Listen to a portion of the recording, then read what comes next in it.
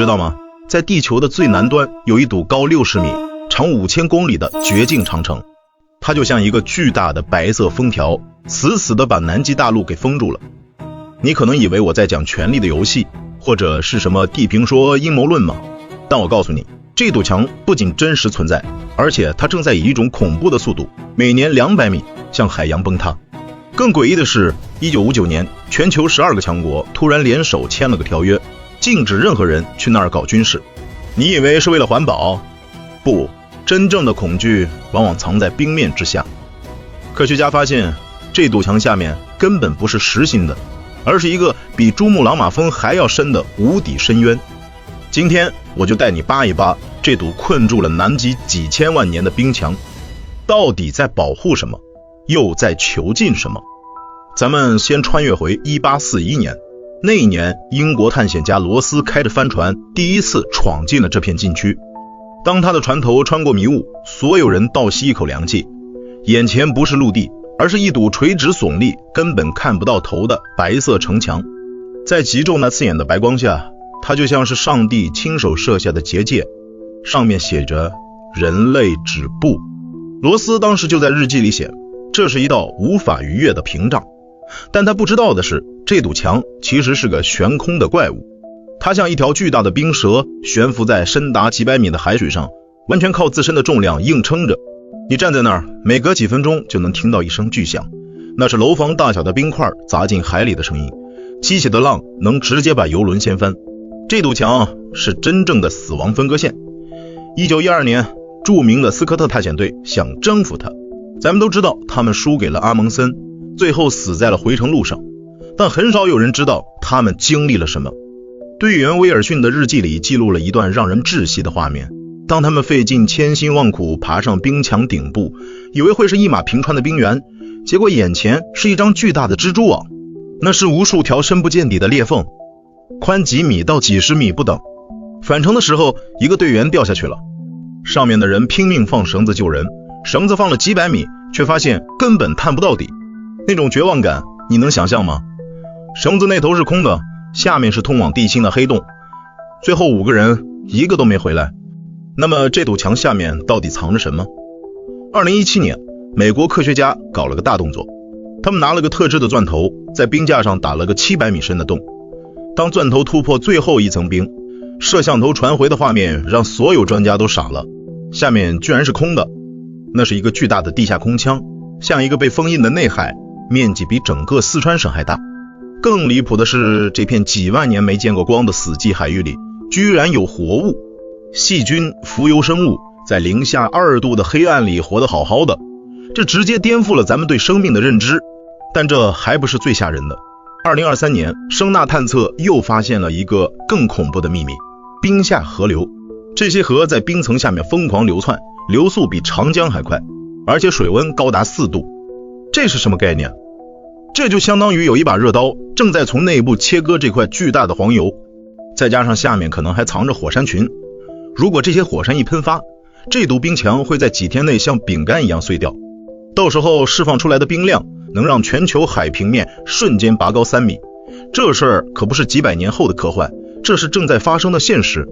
2024年3月，卫星拍到了罗斯冰架上一条80公里长的裂缝，那裂缝每天往前窜5米，就像有一双看不见的大手正在把这堵墙生生撕开。你可能觉得冰化了就化了呗，朋友，你太天真了。2002年拉森壁冰架崩塌的时候，那场面简直是末日预演。3000平方公里的冰相当于2个上海市区，仅仅用了35天就消失得无影无踪。他在那儿稳稳当当待了12000年，结果人类才折腾了多少年，他就没了。这说明什么？说明崩溃一旦开始就是加速度的。最恐怖的不是墙倒了，而是墙倒了之后的事儿。这堵冰墙就像是一个大坝，挡住了南极大陆上那几千米厚的陆地冰川。一旦大坝塌了，后面的冰川就会像脱缰的野马，直接滑进海里。那时候海平面上升的速度会快10倍，别说几百年了，可能在你孙子那一代，纽约的自由女神像就只能露个火炬头了，上海的东方明珠得改名叫东方潜水艇了。这才是1959年各国紧急签条约的真相。美苏两国当年偷偷勘探，发现南极下面全是石油、天然气、稀有金属，价值几百万亿美元。但他们更清楚，谁敢动这块蛋糕，谁就是在按地球的自爆按钮。一旦南极冰盖融化，全球洋流系统停摆，赤道变火炉，欧洲变冰柜，大家一起玩完。所以条约的本质不是为了和平，是为了保命。甚至有人怀疑各国早就知道冰墙要塌了，只是不敢说。你想想，要是现在公布真相，告诉大家沿海城市几十年后都要淹，那房价得跌成什么样，经济得乱成什么样。所以大家选择了沉默，选择了在泰坦尼克号沉没前继续奏乐舞。2024年11月，联合国的报告说，南极融化已经过了临界点。这就好比你把多米诺骨牌的第一块推倒了，后面的连锁反应神仙也挡不住。科学家预测，到2050年，南极每年流失的冰量相当于100座珠穆朗玛峰。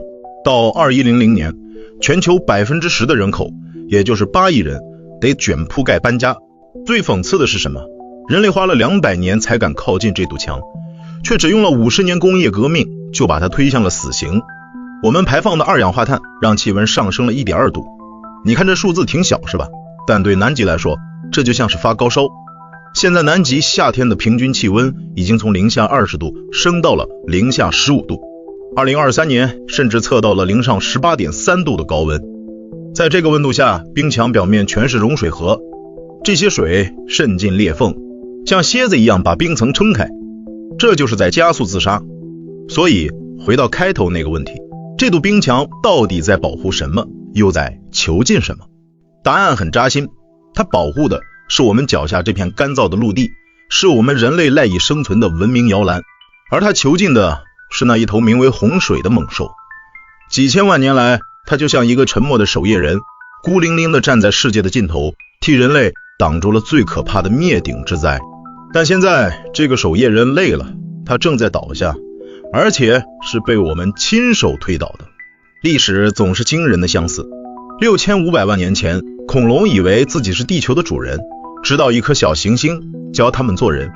今天我们以为自己能征服自然，直到冰墙崩塌的声音传来。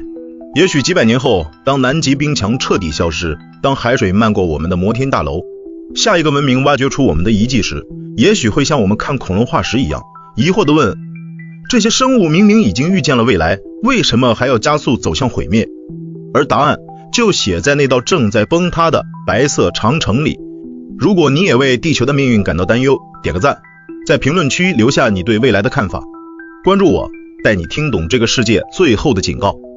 我们下期再见。